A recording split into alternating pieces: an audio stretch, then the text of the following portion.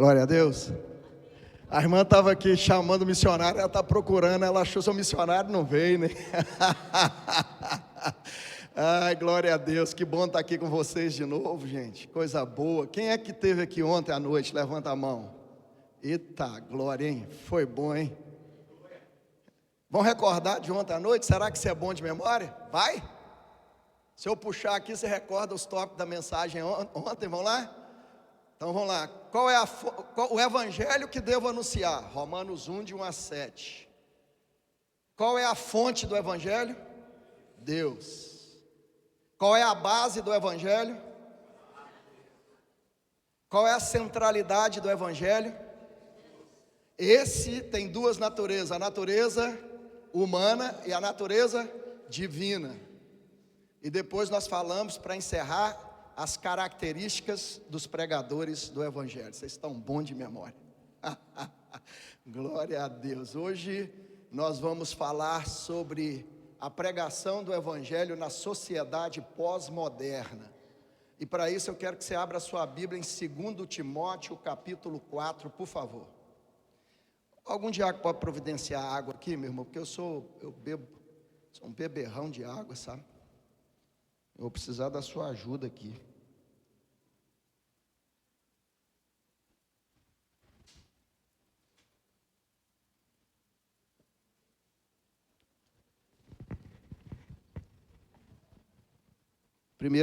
Segundo Timóteo 4, você vai deixar a sua Bíblia aberta, que nós vamos no capítulo 4, nós vamos no capítulo 3 também, ok?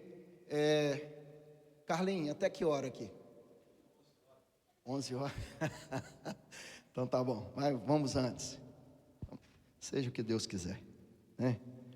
Eu só quero que você leia comigo, o versículo 2, só a primeira frase, diz assim, 2 Timóteo 4, 2, diz assim,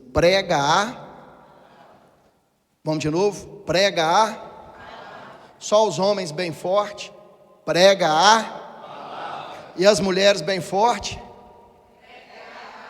não, as mulheres vão de novo, amém, fecha os seus olhos, vamos orar em nome de Jesus. Pai, nós louvamos o Teu nome nesta manhã. Que bom estar aqui de novo. Que bom poder compartilhar a Tua palavra. O Senhor é muito maravilhoso. Eu quero dizer para o Senhor que eu te amo demais, apesar de mim. Mas como nós cantamos aqui agora, Teu amor é impressionante, né? O Senhor nos alcança, pessoas como nós, como eu. A Tua graça alcança e transforma. E é só o Senhor para fazer isso mesmo. Nós somos miseráveis pecadores, e eu quero apenas ser instrumento nesta manhã, para ser boca do Senhor, para a tua igreja, que precisa ouvir a tua palavra e ser edificada, em nome de Jesus, amém, glória a Deus. Eu estava no sertão do Pajeú, você já viu falar do Vale do Pajeú, né? Naquela canção antiga da MPB que a gente tinha. Eu estava no Vale do Pajeú. Eu estava numa campanha missionária lá no Vale do Pajeú, no sertão de Pernambuco. E aí o meu filho Felipe, mais velho, me manda umas fotos de um escândalo que aconteceu em Conselheiro Pena.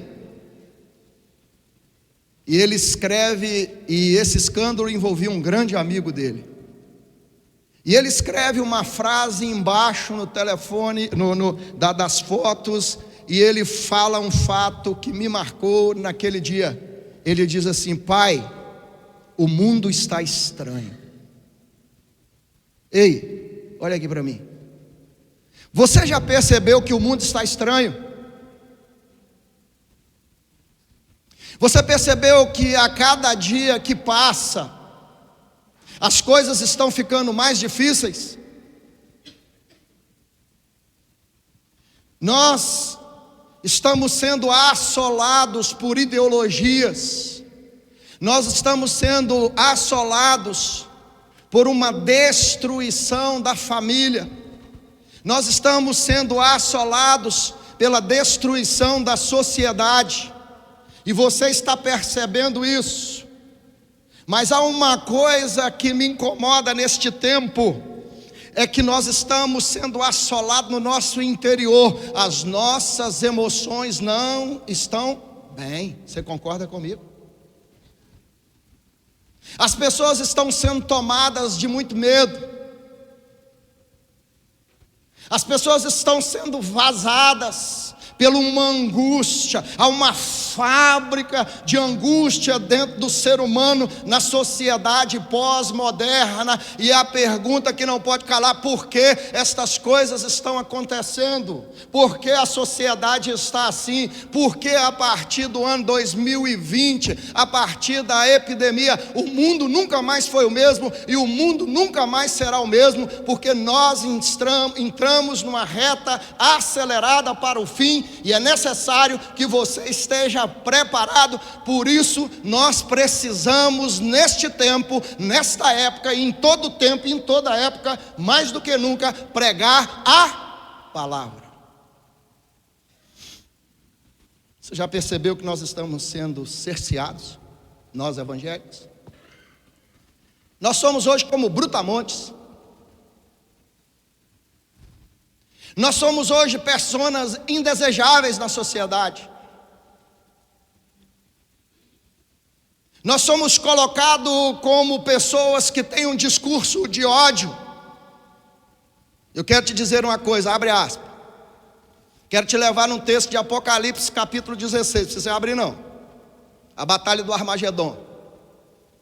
Diz que o anticristo vai abrir a boca, e 3 espíritos de rãs vão sair da boca do anticristo. E esses espíritos vão reunir as pessoas para a peleja do grande dia. Vão reunir pessoas do mundo inteiro e estreitar Israel, ou estreitar a igreja do Senhor Jesus Cristo na batalha do Armagedon. Agora deixa eu te dizer uma coisa. Pastor da minha igreja disse uma certa vez, e eu concordo com ele: esse espírito de rã já foi liberado depois da Revolução Francesa. Nós tivemos 3 homens com 3 ideologias, e se você perceber, são essas ideologias desses 3 homens que estão no pano de fundo, que estão cercando a igreja, que estão espremendo a igreja, que estão tentando silenciar a igreja. E o primeiro dele é Karl Marx.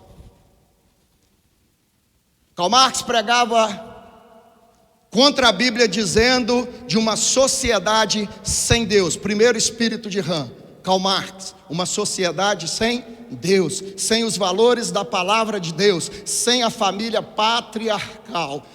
Essa é uma das ideologias que estão nos cercando, cerceando e estão limitando a pregação da igreja. E este é o grande momento desta ideologia. Segundo, Freud, com a sua psicanálise.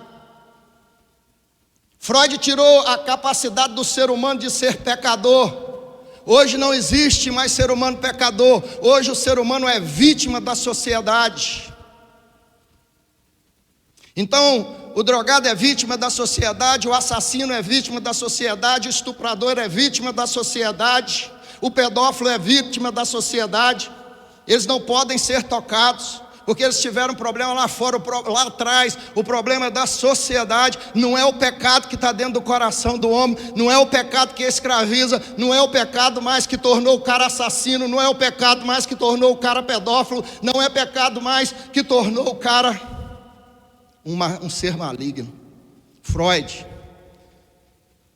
tornou os homens em vítimas e tirou deles o pecado.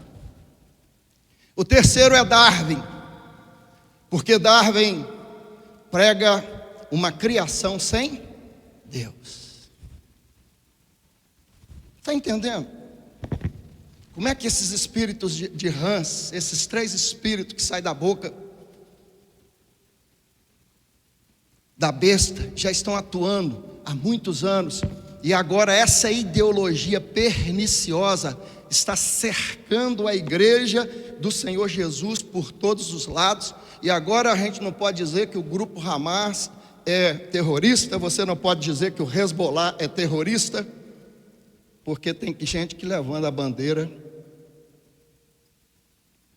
desse povo como vítima de Israel, não é? Agora olha aqui para mim.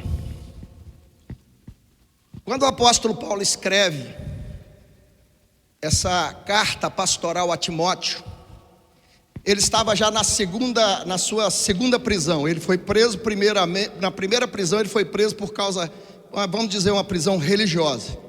Os judeus denunciaram o apóstolo Paulo, então o Império Romano, para agradar os judeus ortodoxos, prenderam o apóstolo Paulo. Na sua primeira prisão ele saiu. Mas agora o apóstolo Paulo está preso, político. O imperador romano Nero é que mandou prender o apóstolo Paulo. Por quê? Porque Nero pôs fogo em Roma. E ele acusou os cristãos de terem colocado fogo em Roma. E houve uma perseguição ferrenha. E quando o apóstolo Paulo está escrevendo a sua primeira carta, sua segunda carta a Timóteo, há uma perseguição ferrenha contra a igreja do Senhor Jesus Cristo. O Hernandes diz que faltava madeira para fazer cruz para crucificar cristão. Os cristãos eram empalados, os cristãos eram amarrados em madeira, colocava piche nos cristãos e tocava fogo, e eles iluminavam as ruas de Roma. Tamanha foi a perseguição por causa de um homem sanguinário chamado Nero. E é nesse contexto o apóstolo Paulo está preso, e o apóstolo Paulo sabe que dessa prisão ele não vai sair, dessa prisão ele vai para a morte.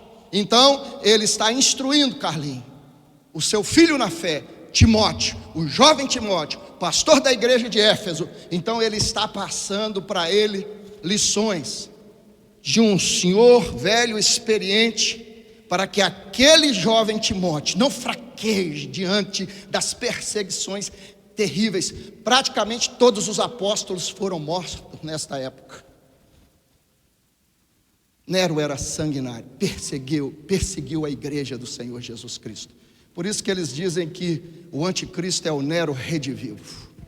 Vai ter o mesmo sistema de Nero, a mesma fúria de Nero, o mesmo desejo de matar como Nero. Eu e você somos indesejáveis nessa sociedade preparada para o domínio do anticristo. Por isso nós precisamos pregar é só a palavra. Escuta aqui, desde você lá atrás, desde você camisa do Atlético, e eu espero que quarta-feira você não dê muita sorte com o nosso Cruzeiro. Você precisa entender uma coisa: nós precisamos estar embasado na palavra. Por isso ontem eu falei para você do Evangelho. A Bíblia é a fonte do Evangelho. Nós precisamos ler a Bíblia, nós precisamos amar a Bíblia, mas sobretudo nós precisamos pregar a palavra. Você está esperando que é Trump que vai resolver o problema do STF? Há um principado por trás de todo esse governo. E é a igreja do Senhor Jesus Cristo é que precisa se levantar. É a igreja do Senhor Jesus Cristo que tem a autoridade de Cristo, porque Cristo despojou os principados e as potestades e publicamente os expôs ao desprezo, triunfando dele na cruz. É a igreja que precisa se levantar neste tempo. Se nós queremos ser livres do comunismo, nós precisamos pregar a palavra, nós precisamos estar nas praças pregando a palavra, nós precisamos estar nas faculdades pregando a palavra, nós precisamos estar nos departamentos públicos pregando a palavra, nós precisamos estar na nossa vizinhança pregando a palavra, no nosso trabalho pregando a palavra, porque a palavra é martelo que esmiuça a penha, é fogo que purifica o nosso coração, que aquece o nosso coração. A palavra é transformadora, porque o Evangelho é poder para a transformação de todo aquele que crê. E se você crê nisso, dá um glória a Deus, um aleluia. E se você é pentecostal, dá um reteté. Seja presbiteriano morto, não, pelo amor de Deus. Falei disso aqui ontem, falei? Ninguém aguenta, né? Misericórdia.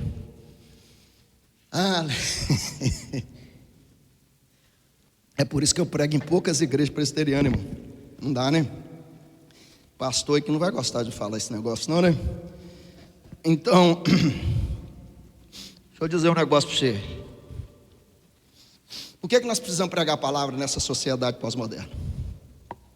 Agora, antes do apóstolo Paulo dizer para Timóteo que ele precisava pregar a palavra, o apóstolo Paulo diz para Timóteo: você precisa conhecer a palavra. Não é verdade? Não tem jeito de eu pregar a palavra se eu não conhecer a palavra, não é, Varildinha? A senhora chegou no cerne, hein?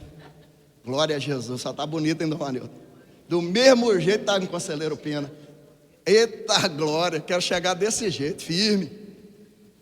Tem jeito, de vez em quando eu estou lá, o Breninho, eu sei que o Breninho, o meu irmão Carlinhos, mexe na área da panificação, de vez em quando não, sempre eu estou lá no sertão afora, recebo ligação do Henrique, meu filho mais velho: pai, o pão aqui está com problema assim, assim, assado, está saindo desse jeito. Ele manda foto, papapá, tititi, o que pode estar acontecendo? Aí a gente vai ter que passar as instruções, né? Da experiência, 33 anos que eu fiquei dentro da padaria, 58 anos eu fui criado ali dentro daquela padaria, vendo pai fazer pão, mãe fazer pão, e a vida inteira eu mexi com panificação. Aí você vai passar as instruções que você acha que vai dar certo, né? Porque a gente tem que conhecer antes de ensinar. Não é verdade? Ué. É fácil assim. Então o apóstolo Paulo, antes de dizer para Timóteo: pregue a palavra, ele diz que você precisa conhecer a palavra. Você está com a sua Bíblia aberta, que eu falei para você não fechar, o seu obediente, em nome de Jesus. E se você fechou, você abre de novo, porque antes, aqui no capítulo 3, o apóstolo Paulo vai dizer assim no versículo 14. Então, antes de pregar a palavra, nós precisamos conhecer a palavra. Olha aí para você ver que coisa linda e maravilhosa. 2 Timóteo 3,14, amém? Diz assim, ó: tu, porém, permanece naquilo que há. É estrutura purinho. Permanece naquilo que você aprendeu. E com quem ele aprendeu? Com quem que o Timóteo aprendeu? Volta a sua Bíblia aí, capítulo 1 do mesmo Timóteo, 2 Timóteo, versículo 5. Pela recordação que guardo de tua fé sem fingimento, a mesma que primeiramente habitou em tua avó Lóide e em tua mãe Eunice, e estou certo que também em ti. E aí o apóstolo Paulo diz assim: tu, porém, permanece naquilo que aprendeste. Quem que ensinou a palavra para o apóstolo Paulo? A sua avó Lóide e a sua mãe? Eita, avó e mãe arretada, hein? Quem é vó aqui? Vó. Fico vergonha não, gente. Vó, meu filho tem um cachorro, ficou internado aqui essa semana, né? Eu não tenho neto não. Tenho um neto, esqueci. Meu neto do meu filho, da minha filha, emprestado, Diego e Amanda, que estão aqui, é o Tiaguinho. Profeta, tá ali, ó. Profeta, é profeta. Desde o ventre é profeta. João Batista para essa geração. Daqui uns dias, que uns anos, Valadares vai ouvir falar do Tiago. Escuta o que eu estou te falando. Um cabeçudo falou para vocês um dia desse aqui, né? Aí vocês vão ouvir pregando aí com 10 anos de idade, já vai fazer um arraso aqui. Agora presta atenção no negócio aqui.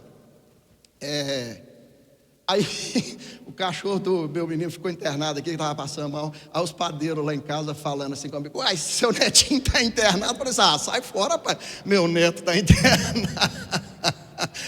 Que é isso, rapaz? Tá, eu já contei para vocês o dia que a Margareth quis dar uma volta no meu carro com o cachorro, né? Você tá doido, só se for com um pitbull, com um cachorrinho desse tamanhozinho na janela, com língua para fora, um homem desse tamanho andando. Não dá não, né, Carlinhos? Aí não combina não, né, Mário?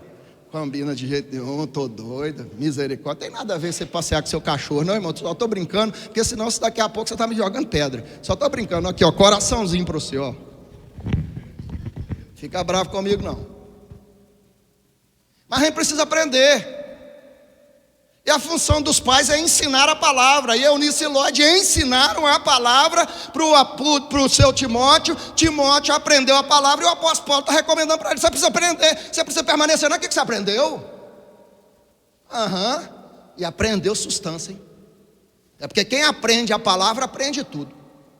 Não é não? Quem aprende a palavra aprende a verdade. Quem aprende... meu irmão, pelo amor de Deus, sai do TikTok. Sai daí. Vai para a Bíblia, hein? Não. Hoje nós temos... O Luizinho estava me contando, o parceiro de oração dele agora, que agora ele me substituiu, não estou mais, ele teve que arrumar outro parceiro de oração. O cara questionando, mas e se a Bíblia tiver alguns livros que foram escritos, eles não colocaram na Bíblia, e se tudo está na Bíblia, o cara está com mais de 30 anos no Evangelho, está ouvindo, isso é TikTok, ou aqueles pregadorzinhos de TikTok, né? O Vic Vanilla, que não serve nem para ser Vic, irmão. Misericórdia, Jesus amado, permanece na palavra. Então vamos lá, eu preciso conhecer a palavra, eu preciso permanecer na palavra. Agora, olha para você ver o que o apóstolo Paulo vai dizer.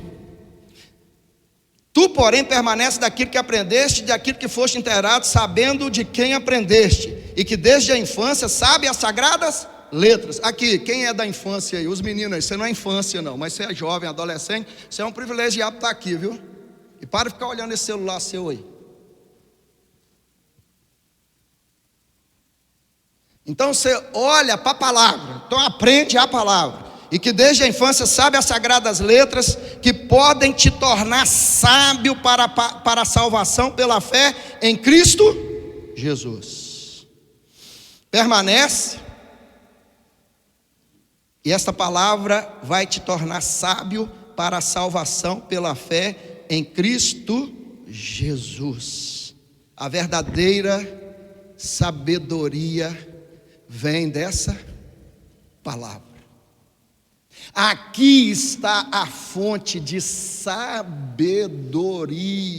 Você quer formar o seu intelecto, estude a palavra, ela te dá sabedoria para a salvação pela fé em Cristo Jesus. Essa é a maior sabedoria que o homem tem, é quando ele se rende a Cristo Jesus, é quando alguém prega esta palavra, ele reconhece os seus pecados, ele entende que ele precisa de Jesus para ser salvo, então ele confessa os seus pecados, ele arrepende dos seus pecados, ele aceita Jesus Cristo, ele é reconciliado com Deus. Isto é sabedoria. Esta palavra nos torna sábios.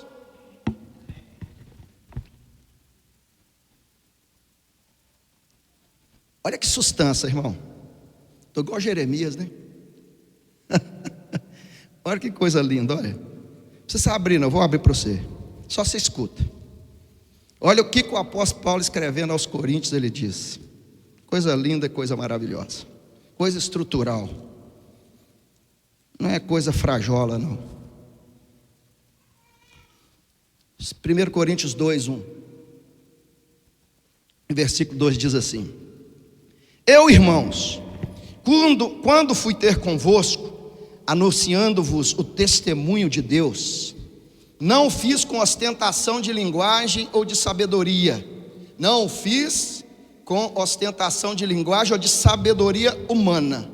Olha para você ver. Aí ele vai dizer assim: porque eu decidi nada saber entre vós, senão a Jesus Cristo e a este crucificado. Essa é a verdadeira sabedoria. Não são as locubrações humanas, não é o intelecto humano que tem a verdadeira sabedoria. A verdadeira sabedoria é Cristo crucificado e ressuscitado ao terceiro dia. E na sabedoria que nós temos, ele vai vir buscar a sua igreja. Maranata, hora vem, Senhor Jesus. Aí o apóstolo Paulo ainda vai dizer no versículo 23 do capítulo 1 de Coríntios, diz: mas nós pregamos a Cristo crucificado, escândalo para os judeus, loucura para os gentios, mas para os que foram chamados, tanto judeus como gregos, pregamos a Cristo, poder de Deus, sabedoria de Deus. Aleluia. Você quer ser sábio? Conheça a Cristo. O apóstolo Pedro fala para a gente estar preparado lá no segundo capítulo, da segunda carta do apóstolo Pedro, no capítulo 3. Ele fala que uma das maneiras da gente preparar para a vinda de Cristo é crescer na graça e no conhecimento de nosso Senhor e Salvador Jesus Cristo. Você está crescendo na graça e no conhecimento de nosso Senhor Salvador Jesus Cristo? A palavra nos dá o quê? Sabedoria, sofia. Você sabe por quê? Porque essa palavra nos faz enxergar com os olhos de Deus. Sabedoria é isso, enxergar as circunstâncias da vida com os olhos de Deus, porque se eu enxergar as circunstâncias da vida com os meus olhos, está lascado, o diabo vai levar vantagem, eu vou cair nas ciladas do diabo. Mas quando eu olho as circunstâncias que me cercam, aquilo que está acontecendo com a minha vida, com a minha casa, com a minha família, na ótica da palavra, eu não vou ser enganado, porque eu estou olhando na ótica de Deus. Quando eu olho para os acontecimentos econômicos, sociais, religiosos, tudo que está acontecendo, cultural, artístico no mundo, eu olho pelo prisma da palavra, e isto é sabedoria. Então eu olho com os óculos de Deus, e eu não vou ser enganado. Então eu vou estar de pé nos últimos dias para suportar o que eu preciso suportar. Amém? Você está preparado, irmão? Eita Jesus Cristo.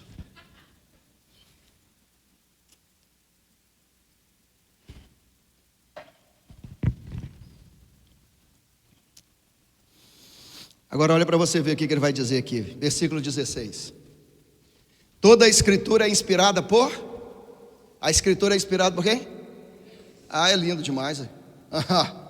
Olha aqui, falei isso aqui ontem, vou falar um pouquinho para você de novo. O Espírito Santo inspirou 40 homens, no espaço de 1.600 anos. Não foi de forma mecânica não, que o Espírito Santo pegou na mão dos homens, e eles estão lá escrevendo, robô, não é Robocop, não tinha Elon Musk ainda aqui. O Espírito Santo inspirou, conduziu a escrita dessa palavra, por isso que ela é poderosa, por isso que ela é poder de Deus para a salvação de todo aquele que crê. Por isso que você está sentado aqui essa manhã. Poder. Ela foi inspirada pelo Espírito Santo. 40 homens escreveram essa palavra no espaço de 1.600 anos. Você sabe o que é mais lindo na Bíblia? Porque ela não se contradiz. É a unidade na diversidade. É um dos tópicos quando a gente ensina na classe de catecúmenos. Essa palavra inspirada pelo Espírito Santo, ela transforma o caráter do homem. E nós precisamos estar atentos a isso. Agora olha para você ver. Toda a escritura foi inspirada por Deus e é útil para o ensino.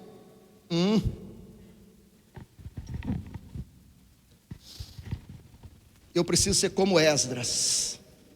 Esdras 7:10. Porque Esdras dispôs o coração para buscar a lei do Senhor, para entender esta palavra. Ela me ensina. Ela me ensina a ser um esposo melhor. Ela te ensina a ser uma esposa melhor.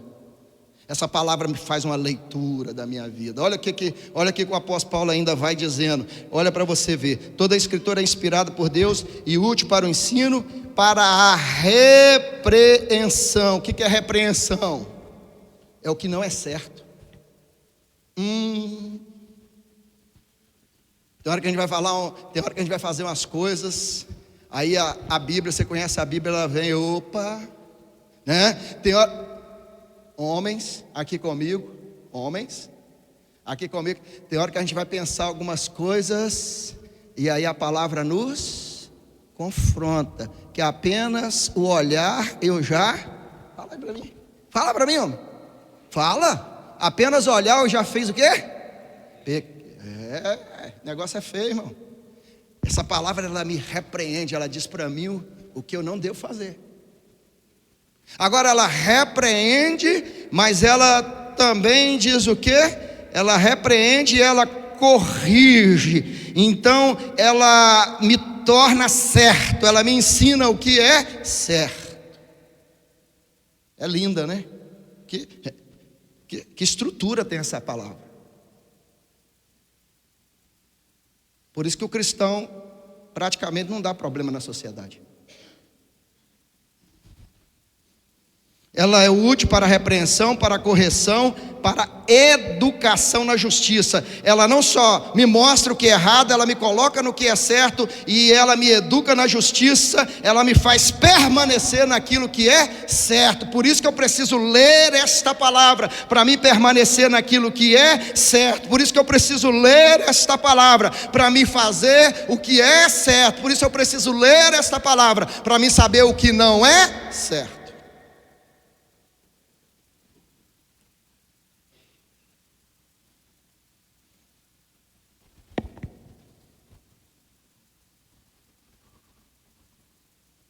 Agora o versículo 17 diz assim: a fim de que o homem de Deus seja perfeito e perfeitamente habilitado para toda boa obra. É pôr a tampa no caixão, é demais. Ela nos aperfeiçoa e nos habilita para toda boa obra. Aleluia. Ela vai nos burilando, porque nós somos pedra bruta. Ela vai nos tornando diamante. Ela vai nos lapidando. Ela vai nos dando brilho, para que nós possamos parecer cada dia mais com Cristo. Meu irmão, eu dei trabalho demais para Jesus. Eu costumo dizer que para o carpinteiro da Galileia eu sou uma madeira cheia de nó. Ele tem que me desfazer os nós, sabe? Aquela madeira dura, difícil de trabalhar. Meu irmão, se você conhecesse meu temperamento, misericórdia, Jesus, quanto arrependimento eu tenho de tantas coisas, tanta gente que eu atropelei, passei por cima, e depois Deus me cobrou caro isso tudo. Não brinca não.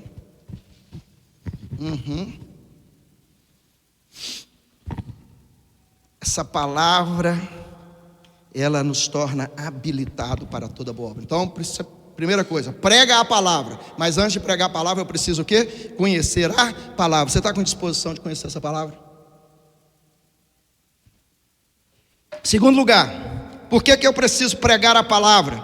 Porque nos últimos dias sobrevirão tempos difíceis. Presta atenção nisso aqui, irmão.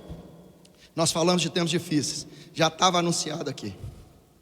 Olha o versículo, capítulo 3, versículos de 1 a 5. Diz assim: sabe porém isto: nos últimos dias sobrevirão tempos difíceis, pois os homens serão egoístas, avarentos, jactanciosos, arrogantes, blasfemadores, desobedientes aos pais, ingratos, irreverentes, desafeiçoados, implacáveis, caluniadores, sem domínio de si, cruéis, inimigos do bem, traidores, atrevidos, enfatuados, mais amigos do prazer que amigos de Deus. Misericórdia, Jesus!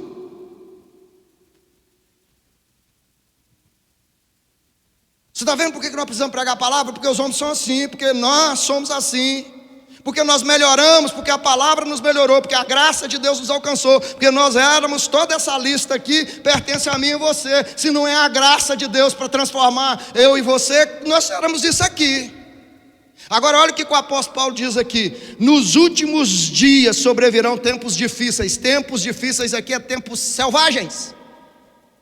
Agora o que é os últimos dias? Os últimos dias começaram, presta atenção, os últimos dias começaram quando Jesus sobe aos céus, e daí 10 dias ele derrama o Espírito Santo no dia de Pentecostes. Aí quando o apóstolo Pedro vai pregar o seu primeiro sermão, ele diz assim: isso aqui está acontecendo o que profetizou o profeta Joel: nos últimos dias derramarei do meu Espírito sobre toda a carne. Então o Espírito sendo derramado sobre toda a carne, começou os últimos dias. Agora quando você vai para o sermão profético de Jesus Cristo, você precisa entender que Jesus vai falar sobre as dores de parto. As dores de parto começou lá no dia que o Espírito Santo foi derramado. E você sabe como é as dores de parto? Sabe? Como é que quando a mulher entra no estado de dor de parto, ela começa a ter o que? Dor, pouquinha, e dá aquela contração e aquela folga. Contração, folga. Contração, folga. Mas daí a pouco, agora deixa eu te falar, a contração e a folga passaram. Já foi 2000 anos atrás, a contração e a folga. Agora é só contração. Agora é dor, porque está na hora de dar a luz. É chegada a hora. de você passar por esse finalzinho do tempo. Você está entendendo o que são os últimos dias? Aí o apóstolo fala assim: nos últimos dias seriam tempos selvagens. A palavra selvagem que ele usa aqui é a mesma que está lá em Mateus capítulo 8, quando Mateus vai descrever os dois endemoniados gadarenos, a selvageria daquele endemoniado que tinha 6.000 demônios num homem só. É aquela selvageria. Agora olha aqui para mim. Nós vivemos dia selvagem ou não vivemos? Vivemos. O que você vale, irmão? Nada. Um cachorro vale mais do que nós hoje. É verdade ou não é? O cara pode chegar e encher sua cara de bala, mas dá um chute no cachorro. Você vê que problema que dá? É a desvalorização do ser humano. É a descaracterização da palavra. Será que a gente não percebe isso? Tempos selvagens. Vai para a internet, tempos selvagens. As pessoas estão se matando. Ainda bem que eu não tenho Instagram, Facebook, sei nada da sua vida. Não fico olhando as suas fotos, o que você publica. E também não quero saber. Só tenho o WhatsApp, porque eu preciso comunicar com meu amigo Diego e meu amigo Luizinho, né? Senão não tem jeito. Se eu não tivesse o WhatsApp, a Osana, cadê a Osana? Está aí? A Osana está para lá. Está aqui, Osana?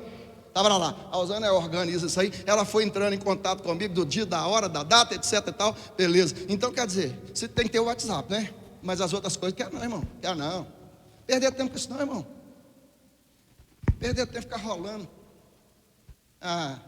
Ou não. Tempos selvagens.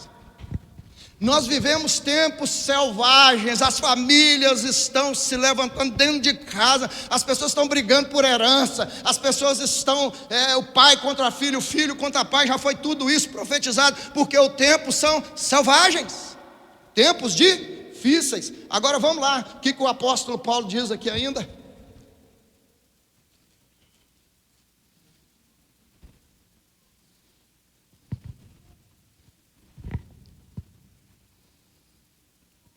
O mundo está sendo sacudido em seus valores morais e éticos. E aí, meu irmão, a violência será incitada por demônios. Olha para você ver em 1 Timóteo capítulo 4, versículo 1. Vai comigo, 1 Timóteo, agora é 1 Timóteo, volta a sua Bíblia. 1 Timóteo 4, versículo 1. Diz assim: ora, o Espírito afirma expressamente que nos últimos tempos alguns apostatarão da fé por obedecerem a espíritos enganadores e a ensino de quê? De demônios. Quem está por trás de todo esse espírito de violência? Os demônios. Quem é que incita o homem à violência? Os demônios. Eles estão por trás, trabalhando, e você sabe qual que é o problema? Cada dia que se aproxima a vinda de Cristo, a fúria do diabo cresce cada dia mais, porque ele sabe que pouco tempo lhe resta, como Apocalipse capítulo 12 diz, está chegando o tempo dele ser lançado no lago de fogo e enxofre, e a fúria dele só vai aumentar contra a igreja, ele só vai cercar a igreja, ele odeia você. Os tempos são difíceis, principalmente para nós evangélicos, vai ficar cada dia mais difícil, nós seremos cada dia mais conviver com a fúria dos homens, com a fúria do diabo, e você precisa estar firme nessa palavra, em nome de Jesus.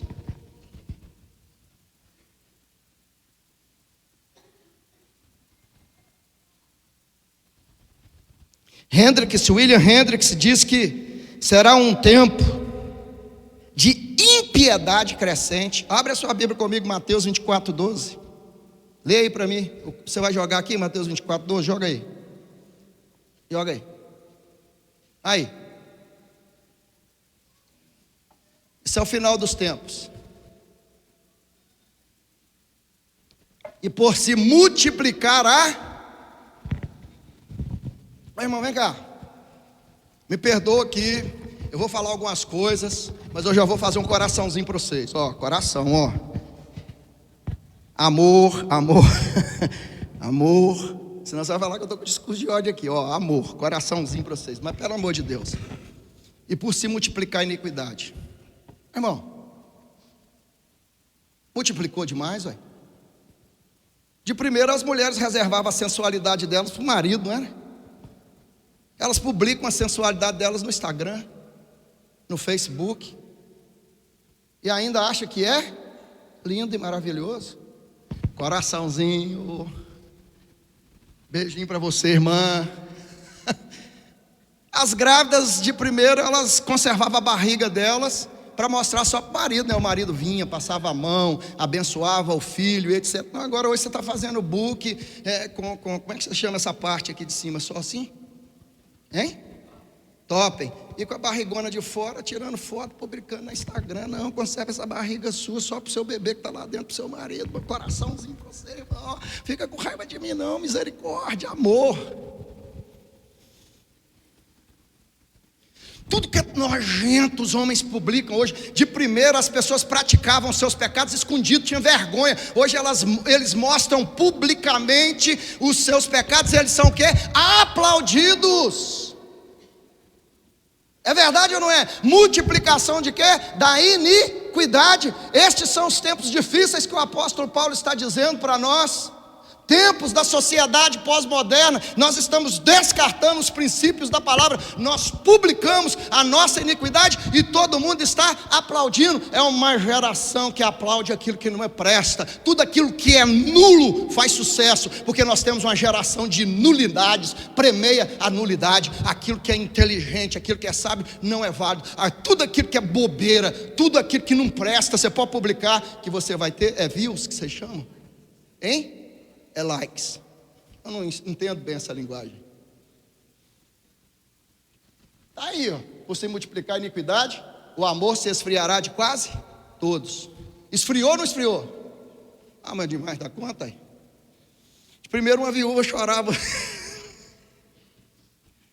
Um viúvo chorava a sua esposa muitos anos, muito tempo, né? Hoje não tá não, meu irmão. Não está dando nem, hoje não está dando nem para viver muito perto, né? Tá separando muito fácil. A família, o relacionamento hoje é líquido, né? Então não tem mais o relacionamento só. Por quê? Porque os princípios da palavra estão sendo tirados. Então multiplica a iniquidade, o amor se esfria. Mas é claro que esfriou o amor.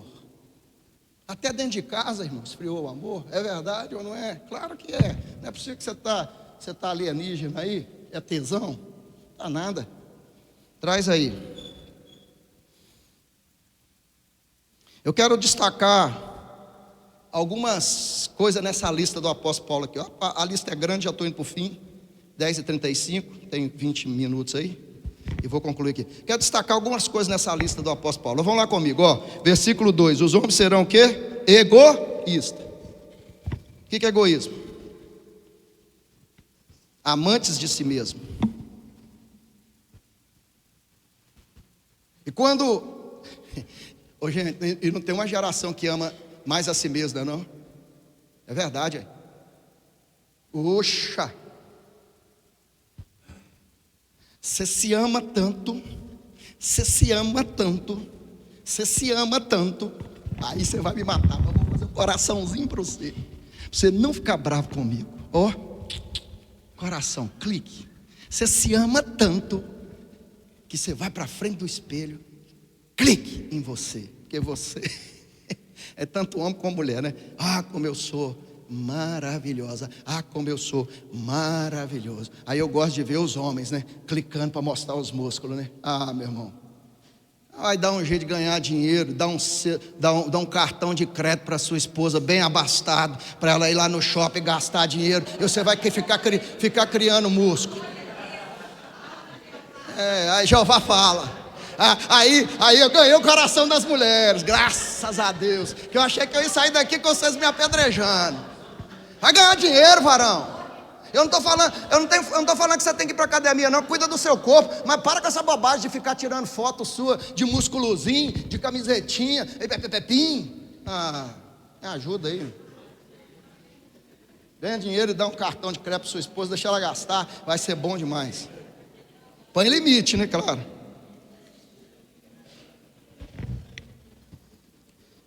Os homens serão egoístas, e o egoísmo atrapalha o relacionamento entre o homem com o homem e entre o homem com Deus. Eu sou egoísta, eu não preciso de Deus. Deus é que se dane. Se ele puder me atender, tudo bem. Que ele não atende, então eu não quero ele não. Só quando ele me atender, eu quero. Egoísmo. Aí nós começamos a dar ordem para Deus, né? Carlinhos gostou aí. Carlinhos, dá um cartão de crédito, varão. Você é seguro, eu sei. Abre esse bolso seu aí. E tá olhando para mim assim: epa, varão, faz isso comigo não. Eita, fala Deus. Glória a Jesus. Meu irmão, vamos lá. Segunda coisa aqui: egoísta, avarento. Eu vou falar um negócio com você. Difícil não, é impossível um avarento entrar no reino dos céus. Ele é amante do dinheiro, ele é amante da prata. Você sabe qual é o Deus? A única vez que a Bíblia refere uma coisa material que tem um demônio por trás é o dinheiro. Quem está por trás do dinheiro? Mamon. E deixa eu falar uma coisa para você. O dinheiro é um bom patrão, mas é um péssimo senhor. Guarda isso aí. O dinheiro é um bom patrão, mas é um péssimo senhor. É bom ter dinheiro? É. Para ter o conforto, para ter um nível de vida melhor. A Bíblia não condena em hipótese nenhuma você ganhar dinheiro. A Bíblia condena você a amar o dinheiro. O amor ao dinheiro é a raiz de todos os males. Todos os males têm a ver com o amor ao dinheiro. Não seja avarento, não ame a prata. Aquilo que você puder ajudar o seu irmão, ajude o seu irmão.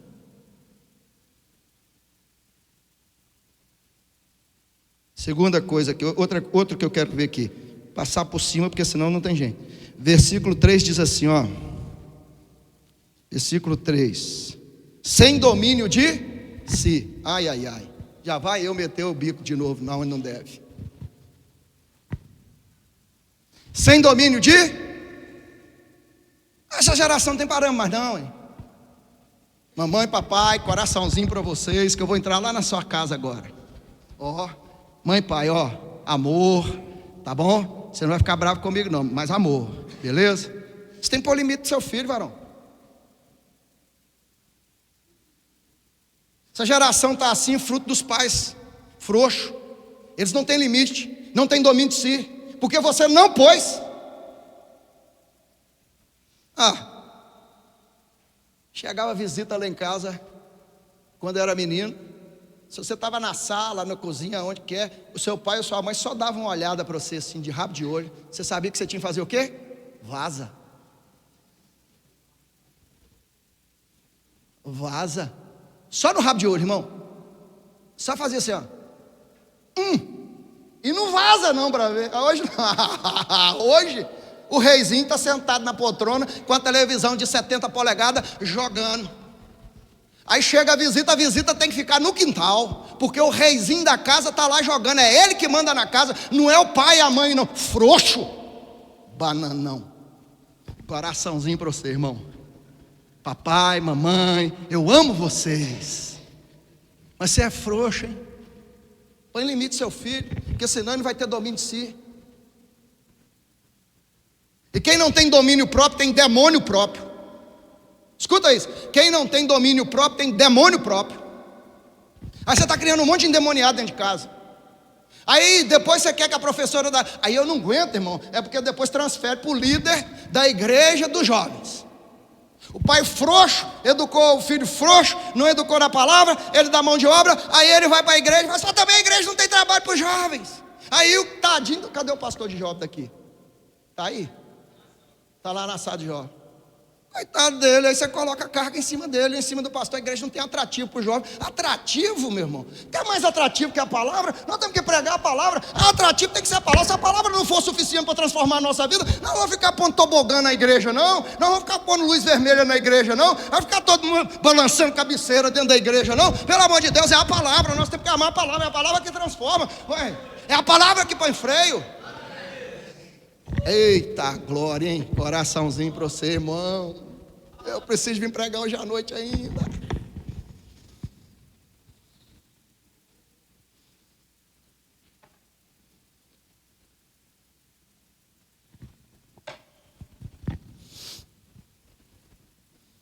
Versículo 4. Vamos lá. Mais amigos dos prazeres. Ixi.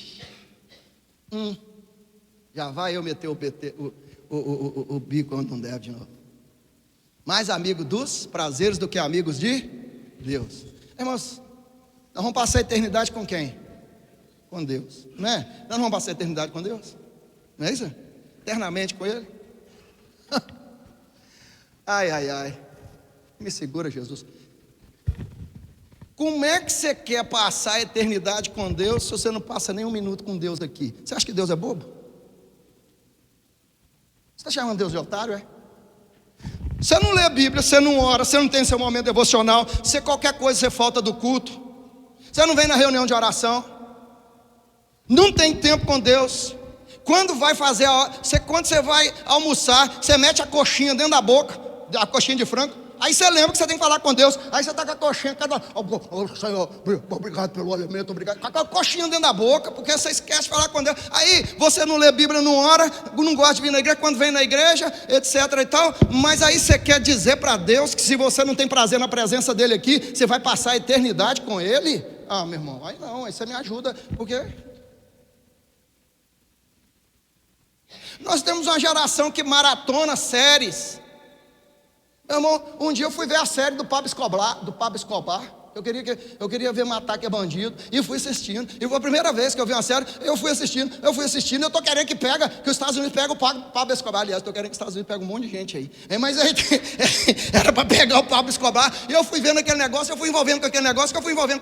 Eu sou padeiro, eu não estava ainda lá. E eu sou padeiro. Na hora que eu fui ver, era 2 horas da manhã. Eu tinha que levantar 3h30. Falei assim, o quê? Nunca mais posso ver série, não, irmão. Aí eles mataram o Pablo Escobar.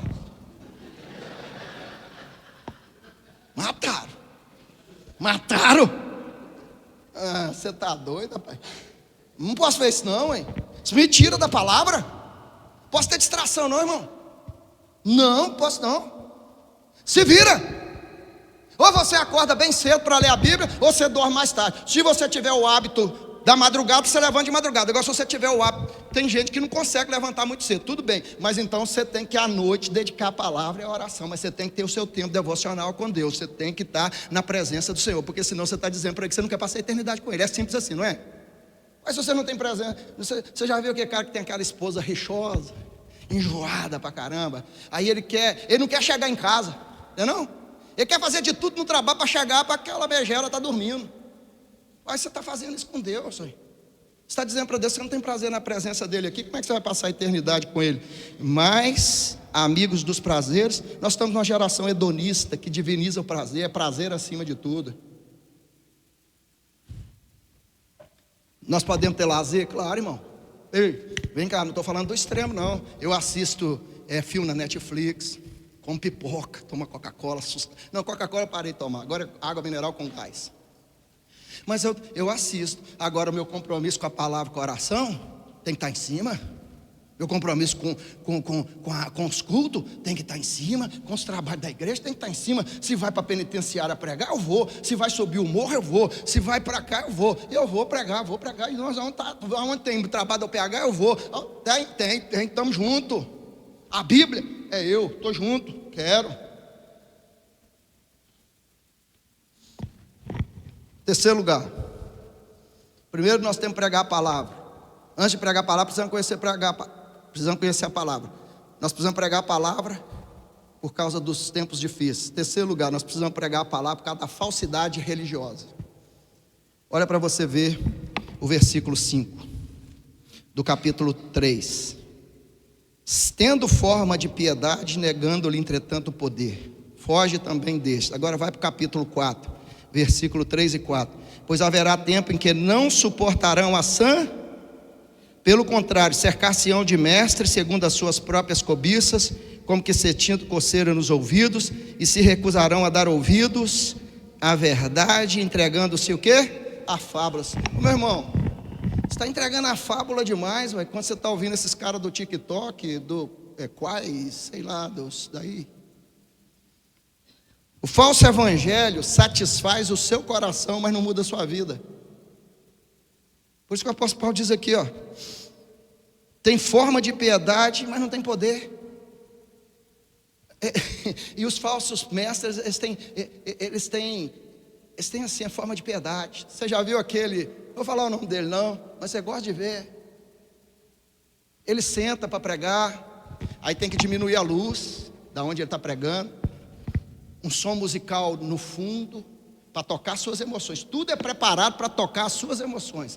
Aí um som no fundo, diminui a luz, fica um foco de luz em cima dele, ele sentadinho, microfone, o cabelo dele é cortado milimetricamente, ele é todo bem, ele não é bruto igual eu para pregar aqui, levanta a voz, abaixa a voz, grita, pá, pá. Não, ele prega no mesmo tom de voz, e ele vai tocando a emoção da plateia, e daí a pouco a plateia está todo mundo chorando, e todo mundo com lencinho.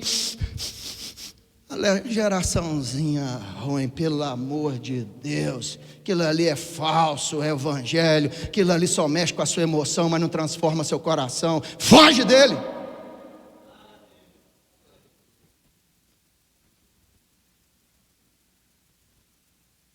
Eles me mandaram um negócio de um pregador, é o pregador circense, não estou citando não.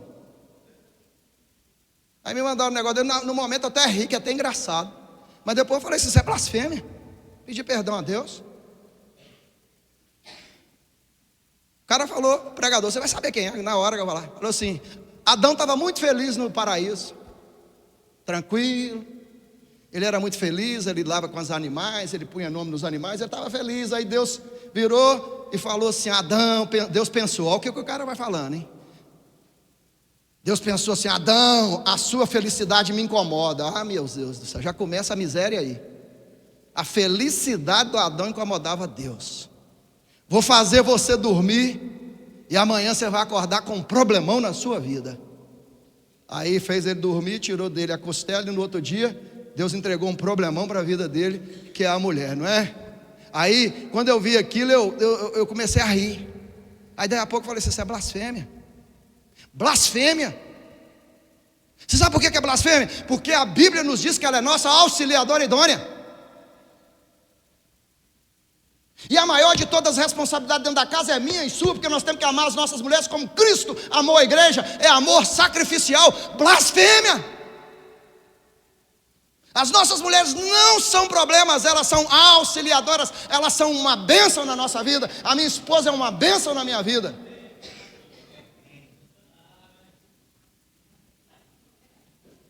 Está cheio desses falsos pregadores aí. Aí quando prega um sujeito bruto igual eu assim, você fica bravo comigo, né? Aí você vai virar para o pastor Leco e fala, não traz aqui a cara para pregar mais não, pelo amor de Deus, aquilo grita demais, aquilo fala demais. Tem umas irmãs lá na igreja, eu preguei e falei sobre um pouquinho disso aqui, de educação familiar, que é frouxo, que é tal, papapá, tititi, caixinha de fósforo.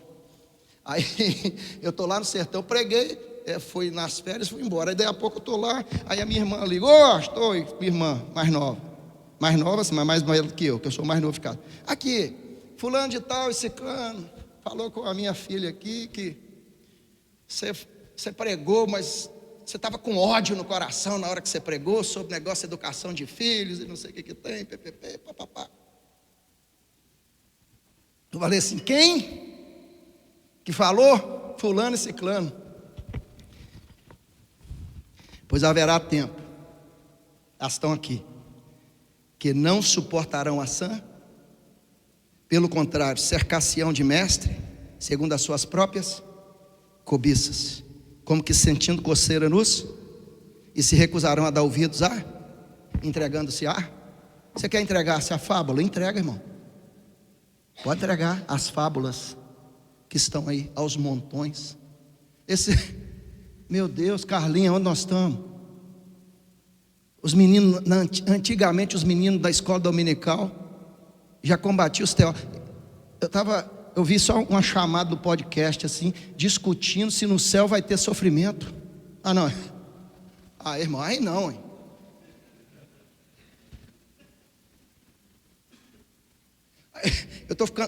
Eu tô ficando um. Como é que você chama esses animal antigos aí? Que já foi extinto, como é que é o nome? Hein? É dinossauro, eu estou ficando um dino, só pode. Eu estou pré-histórico. No céu, discutir num podcast se no céu vai ter sofrimento, irmão. Aí é muito para mim, né? É muito para essa cabeça grande aqui, não dá, né?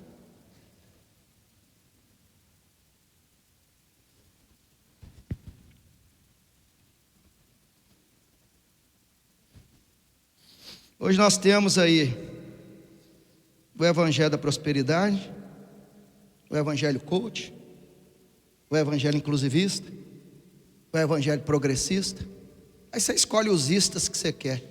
Mas eu quero dizer para você, fique com o evangelho verdadeiro e genuíno. Pregue a palavra, estude a palavra, ame a palavra. Versículo 5, Paulo denuncia a aparência de piedade sem o poder de transformação. Essas pessoas pregam um evangelho que não transforma a vida, não transforma, porque não é o verdadeiro evangelho. Se não for o verdadeiro evangelho, não muda a vida de ninguém, não muda. Para encerrar, por que nós devemos pregar a palavra? Primeiro precisamos conhecer a palavra, precisamos pregar a palavra porque os tempos são difíceis, precisamos pregar a palavra por causa da falsidade religiosa, e em último, precisamos pregar a palavra porque um dia estaremos diante do tribunal de Deus. Isso é sério. Olha o versículo 1, e eu termino aqui do capítulo 4, você vai ler comigo. Lê comigo, coloca para mim, minha querida.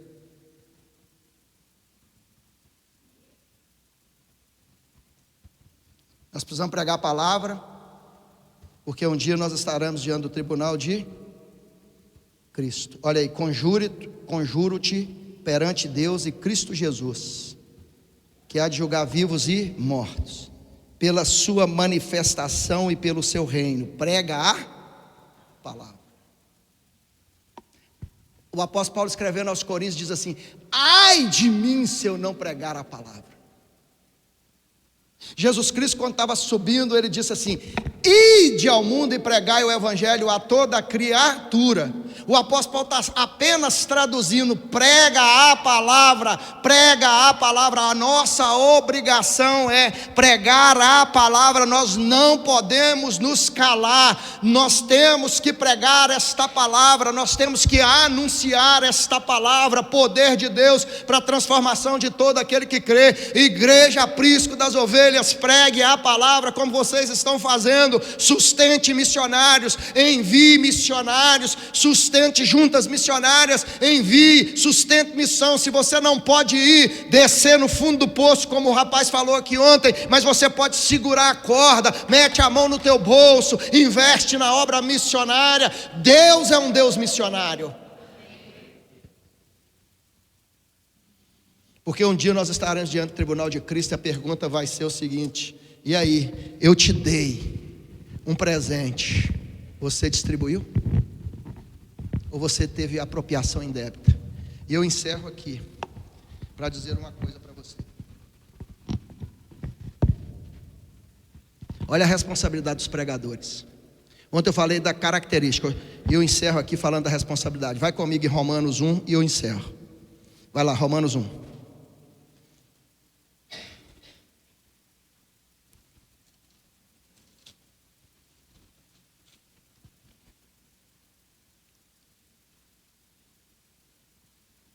Apóstolo Paulo escrevendo à igreja de Roma, versículo 14. Romanos 1,14. Dá para jogar aí? Romanos 1,14. O apóstolo Paulo diz assim: pois sou devedor tanto a gregos como a bárbaros, tanto a sábios como a ignorantes. Você sabe por que nós devemos pregar a palavra? Porque nós somos devedores. Nós não podemos nos apropriar de maneira indébita da palavra. O Augusto Nicodemos, ele traz uma ilustração legal disso aqui. Ele fala assim: nós somos como mendigos. Nós fomos na padaria e nós descobrimos que lá estava dando pão de graça. A padaria da Dona Marta está dando pão de graça. Aí o mendigo recebeu aquele pão de graça. Quando ele recebe aquele pão de graça, ele vai lá nos outros mendigos e diz: ei, lá na padaria da Dona Marta está distribuindo pão de graça. E aí os outros mendigos também vão. E é isso, nós somos devedores, porque nós somos mendigos espirituais. Nós tivemos um encontro com o pão da vida, nós nos alimentamos desse pão, e agora nós somos devedores, nós precisamos levar o pão da vida para os mendigos espirituais. E tem um monte do nosso lado, e eu quero dizer para você que os maiores dos mendigos espirituais, eles estão engaravatados com terra de George Armani, e estão nos topos dos CEOs aí das grandes empresas. Eles são os principais mendigos espirituais. Eles estão mendigando a paz. Tem tudo, dinheiro, Ferrari, Lamborghini, tem tudo, mas não tem a paz, porque a paz real é só Jesus Cristo que pode dar. Aleluia!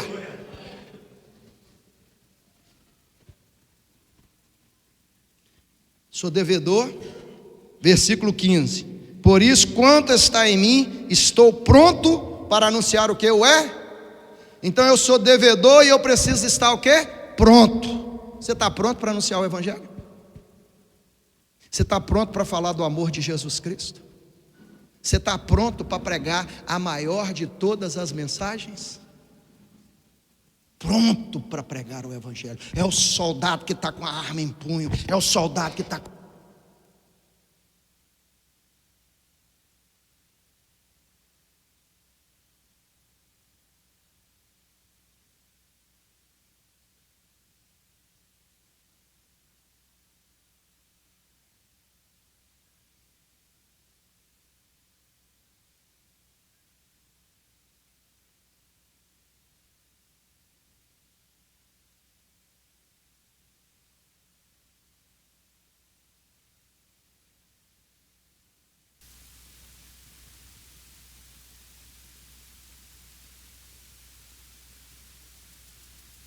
A igreja não sabe o tanto que eu te amo, não, né? Falo com meus meninos lá, aquele meu amigo. Eu falo o seu apelido, mas eu não sei se você gosta. Pô, não tem problema, não, né? Mas deixa eu te falar. Sou devedor, estou pronto, e não me hein? Eu lembro do trombetinha. Diego, está aqui, empresário aí da Casa Conceito. Você vai lá e compra um móvel lá para você, viu? Você está precisando reformar a sua casa? Casa Conceito, Diego e Amanda. Tá bom? Aí quando ele morava em Conselheiro Pena, ele era dono de farmácia, eu dono de padaria. Aí nós montamos um carro de som, com aquela vontade de pregar o Evangelho. Aí nós dois montamos um carro de som. Era um Unozinho, 2010.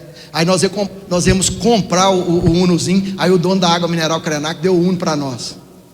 Seu Valdir Xer ficou sabendo que a gente queria um carro. Falou, não, é para pregar o Evangelho, eu vou dar o carro para vocês. Eu tenho lá na empresa um, que era do meu viajante, eu vou trocar ele, aquele vai para vocês. Ele deu. Aí eu e o Diego montamos uma estrutura em cima daquele, e a gente saía pregando nos bairros de Conselheiro Pena, parava aquilo, aí nós tocava a trombeta, aquele chamado. Aí nós entrávamos com a música assim: o rei está voltando.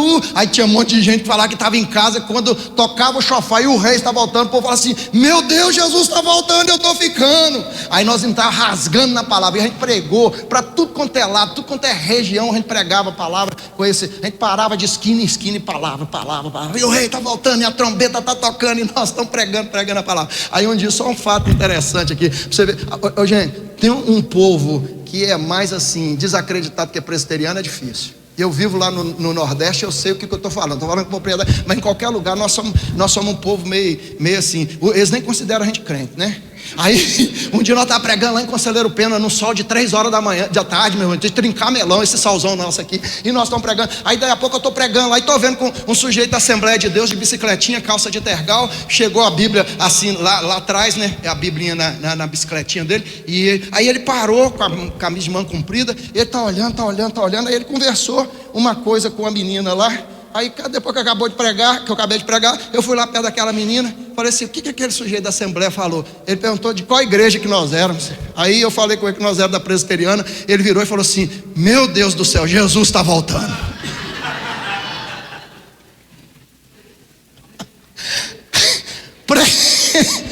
Presbiteriano, 3 horas da tarde, com o sol de rachar melão, pregando a palavra. Isso é de pentecostal, irmão. Isso não é de presbiteriano, não. Mas eu ria que ralava na hora que a menina me contou, que eu ri demais da conta. Nós somos considerados sorveterianos, né? Mas a aprisco das ovelhas não. Amém. Aqui não. Amém. Igual o meu amigo presunto, aqui não.